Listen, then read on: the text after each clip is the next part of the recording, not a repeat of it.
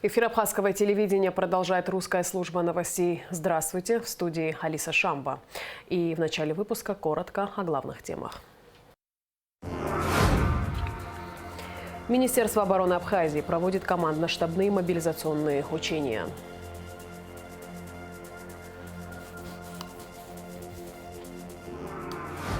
В республиканской больнице завершаются работы по установке кислородной станции. Министр здравоохранения Эдуард Бутба ознакомился с ходом работ.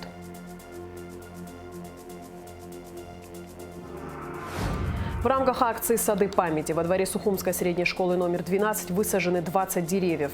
Мероприятие приурочено ко Дню Победы в Великой Отечественной войне.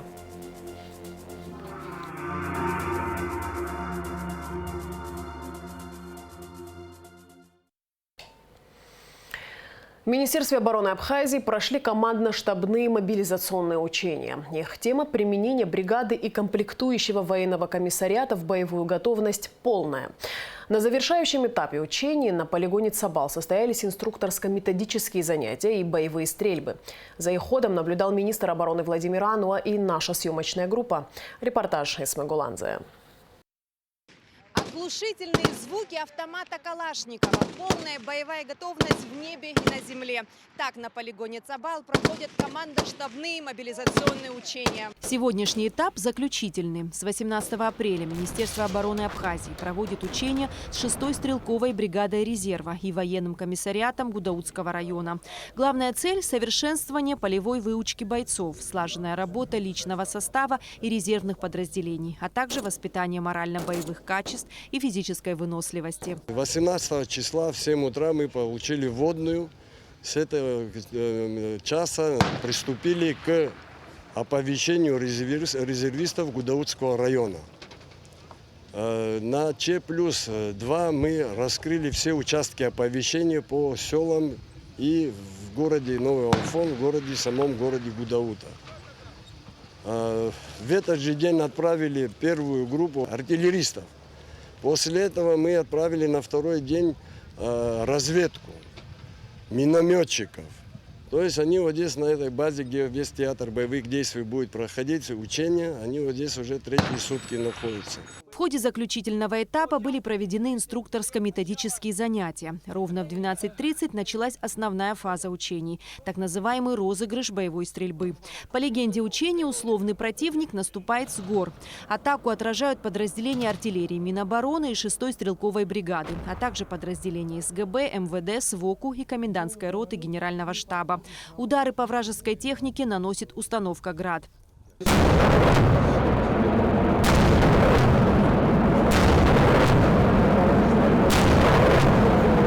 Затем в бой вступают гаубичные и минометные артиллерийские батареи. Наведено!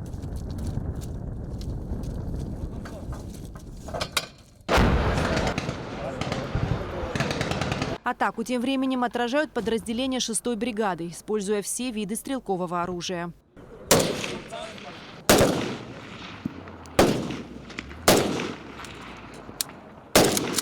Цели оборонительного боя достигнуты. Силы противника отражены. Занимаемый рубеж удалось удержать. От имени министра обороны Абхазии отличившимся бойцам были вручены почетные грамоты. Со словами благодарности к ним обратился первый заместитель министра обороны Беслан Цвижба.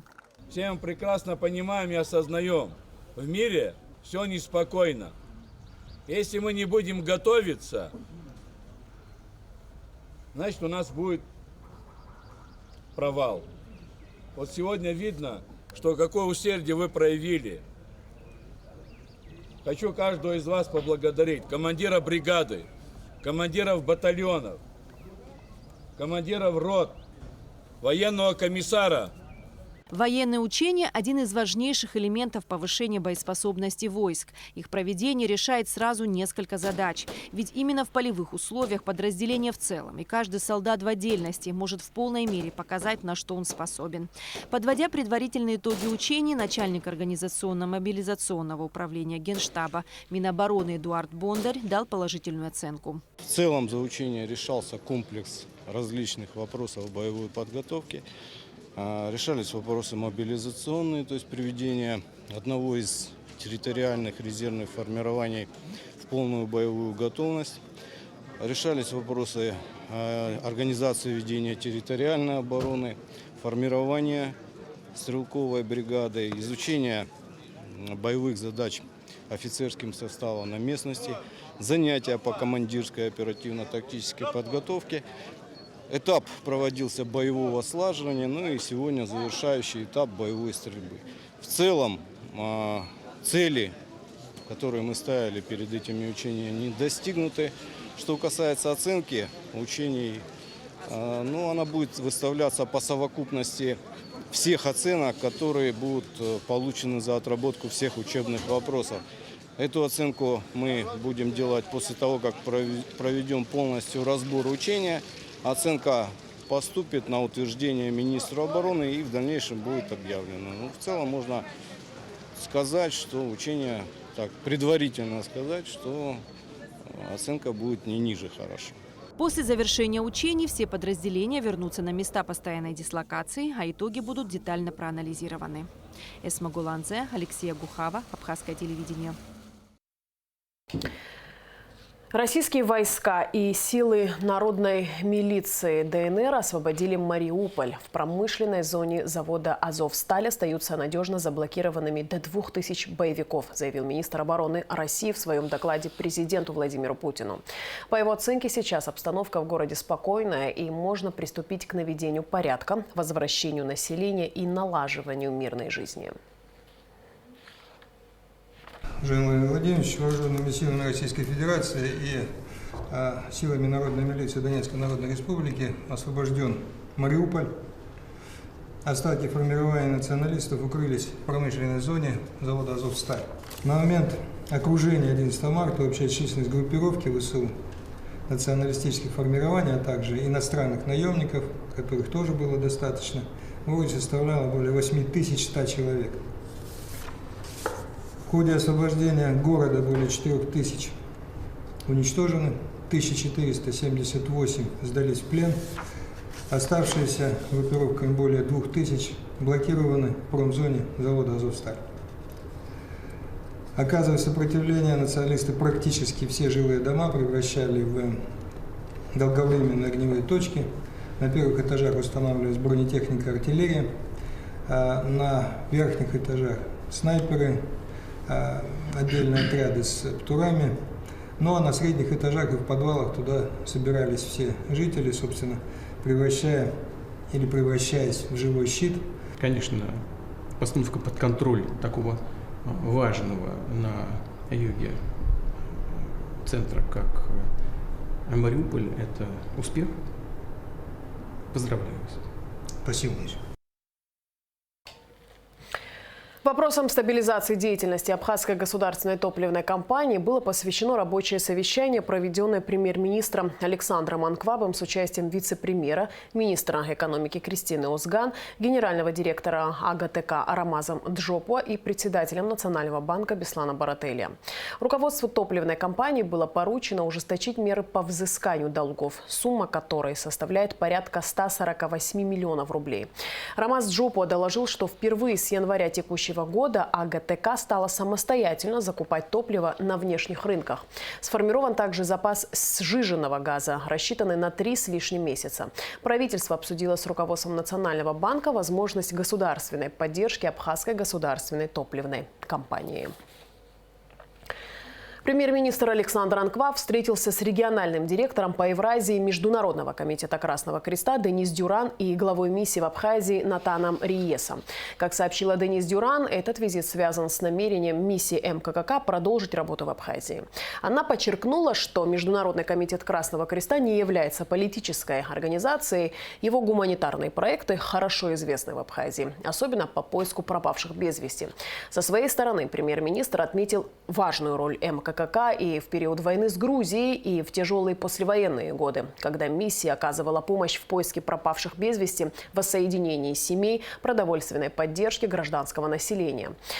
Мы это помним и рассчитываем на продолжение сотрудничества, сказал Александр Анкваб. Сотрудниками УВД по Гагрскому району проведена проверка анонимно распространяемой информации о неизвестном мужчине, якобы представляющим опасность детям. В ходе проверки выяснено, что в общественных местах поселка Бзыбь 18 апреля текущего года находился человек кавказской внешности, не проживающий и ранее не замеченный на территории данной местности, поведение которого в некоторой степени было странным. Проведенными оперативно-розыскными мероприятиями установлено, что вышеуказанным лицом является житель Гулрыбского района 1991 года рождения. Последний состоит на амбулаторном учете в специализированной психиатрической клинике Минздрава. В ходе беседы также установлено, что мужчина не совершал противоправных действий, тем более в отношении малолетних, социально адаптирован и доброжелателен. Об этом доложил ИО начальник отдела дознания УВД по Гагарскому району Александр Кокускерия. Проводится проверка в отношении лиц, распространяющих заведомо ложную информацию. Представительство Россотрудничества в Абхазии совместно с Государственным музеем боевой славы имени Владислава Ардзенба организовали акцию «Сады памяти». В ее рамках во дворе Сухумской средней школы номер 12 были посажены 20 деревьев. Мероприятие приурочено ко Дню Победы в Великой Отечественной войне. Подробности в репортаже Али Китрапш. Уже третий год подряд в преддверии праздника Победы в Великой Отечественной войне в Абхазии проводится акция «Сады памяти». Главная цель мероприятия – увековечение памяти советских солдат, героев войны. В акции приняли участие вице-премьер-министр финансов Владимир Делба, временный поверенный в делах России в Абхазии Максим Литвинов, депутат Народного собрания Инар Гицба, представители общественности. Перед началом посадки деревьев учащиеся 1 и 11 классов прочитали стихи о победе, исполнили песню. Майский праздник, День Победы, отмечает вся страна. Надевают наши деды боевые ордена. Их с утра зовет дорога на торжественный парад. Их задумчиво с порога след им бабушки глядят. Затем первоклассники вместе со старшими приступили к посадке деревьев. День Победы важный же день. Да. Мы должны помнить его всегда. Сегодня вот стишки вы рассказывали, песенки пели. Давайте посадим дерево, чтобы оно навсегда в памяти осталось, да, о том, что мы делали. Да. Проворно, держа лопату в руках, вместе со взрослыми ребятишки с большим интересом сажают мармеладные и кленовые деревья во дворе школы. Всего было посажено 20 деревьев. Посадка деревьев на территории школы будет символизировать память о ветеранах войны и о тех, кого нет, к сожалению, в живых, погибли в Великой Отечественной войне. Прекрасная традиция, связанная с Днем Победы, символизирует новую жизнь, победу над смертью, очень символично. Акция «Сады памяти» прежде всего направлена на патриотическое воспитание молодежи, к бережному отношению к природе. Уже через десяток лет эти маленькие саженцы станут большими деревьями. Каждый первоклассник смотрит, как это дерево растет. Он приложил усилия, он посадил его, он старался. И когда он вырастет, да, через 11 лет, это дерево уже будет гораздо выше, и все 11 лет он будет за ним ухаживать. И, конечно же, когда он закончит школу и придет на день выпускников, он подойдет к своему дереву и скажет: а это посадил я на сад памяти. Да, и он пронесет эту память, да, и о посаженном дереве, и о герое своей семьи всю жизнь. В рамках акции «Сады памяти» деревья сажали не только первоклашки, но и учащиеся 11 классов. Стоит отметить, что саженцы были переданы директором Абхазской научно-исследовательской лесной опытной станции Виталием Лейба. Али Китрапш, Алексей Баструков, Абхазское телевидение. В Абхазском государственном университете прошел закрытый показ документального фильма «Поиск» об узниках фашистских концлагерей из Абхазии. Фильм рассказывает о поисках родственников пропавших без вести солдат Великой Отечественной войны из Абхазии. Картина снята в рамках международного военного мемориального проекта «Возвращение имени». Режиссер-постановщик фильма Дмитрий Статейнов отметил, что это уже третий закрытый показ фильма, премьера которого планируется в июне этого года. По словам проректора по молодежной политике АГУ Медея Чеги, фильм «Поиск» является актуальным на фоне фальсификации истории Великой Отечественной войны и идеологической пропаганды неонацизма. Стоит отметить, что работа над фильмом длилась около 3 лет. В Центральной республиканской больнице завершаются работы по установке кислородной станции. Министр здравоохранения Эдуард Будба посетил медучреждение и ознакомился с ходом работ. Здесь уже установлен 3-тонный резервуар с газификатором. Исполняющий обязанности главврача ЦРБ Эрик Хатхуа рассказал, как проходит монтаж оборудования. Все подробности в репортаже Гугуцы Вардания. Вопрос обеспечения республиканской больницы качественным кислородом пытались решить давно. А в период пандемии коронавируса эта тема стала еще острее. Ведь больных с постковидным синдромом, с дыхательной недостаточностью очень много. На сегодняшний день при поддержке руководства страны и Минздрава данная проблема решена. В медучреждении уже установлен 3-тонный резервуар с газификатором. Кислород будет доставляться из России. Мы будем получать качественный кислород из Российской Федерации. Благодаря этому мы надеемся на то, что течение заболеваний у тяжелых больных, в основном с нейротравмами, будет проходить лучше. У нас будет большой запас кислорода качественного. Всего в республиканской больнице смонтировано 80 кислородных точек, которые подведут практически во все отделения медучреждения, а также к родильному дому и новой детской больнице, которая будет построена на территории ЦРБ. Министр здравоохранения Эдуард Будба отметил, что Минздрав и в дальнейшем будет обеспечивать медучреждения страны необходимым оборудованием. Проделана большая работа на протяжении долгого времени, когда еще шел ковид. И эти работы были запланированы. Более 6,5 миллионов рублей выделено было государством на этот проект, за что огромное спасибо руководству, всем, которые принимали участие в этом проекте. Сегодня идет опрессовка будет и заправка первая кислородом. Значит, сегодня привезли кислород дополнительно, чтобы залить в эту емкость. Эта емкость будет рассчитана на республиканскую больницу, на родильный дом, на приемное отделение, на отделение реанимации. Дополнительно также в республиканской больнице дополнительно сделаны точки, это и в приемном отделении, и в отделении эндоскопии, и в определенных кабинетах, для того, чтобы пациентам, которые в этом нуждаются, была незамедлительно оказана помощь кислородной поддержки. Сегодня, как вы видите, проходят монтажные работы, и это большое, хорошее, знаковое событие для республики и для наших пациентов в целом.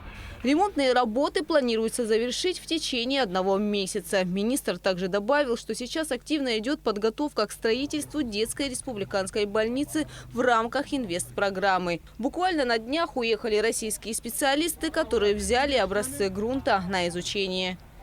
Гугуца Вардания, Абхазское телевидение. С 30 апреля начинает курсировать туристический ретро-поезд Туапсе-Сочи-Гагра. Все вагоны оформлены в ретро-стиле эпохи СССР. В поезде имеются ретро-вагон-ресторан и вагон-бар, а также фотокупе для снимков на память. Туристический поезд будет ходить 6 раз в неделю.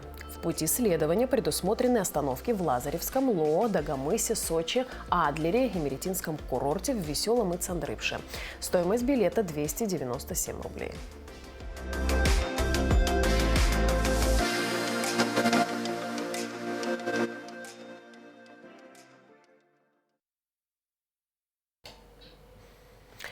Ну и в конце выпуска прогноз погоды. По сообщению Гидрометцентра, в пятницу 22 апреля на территории Абхазии ожидается переменная облачность. Ночью местами возможен туман с моросью, днем без осадков. Температура воздуха ночью плюс 6-11, днем 13-18. Температура морской воды плюс 12.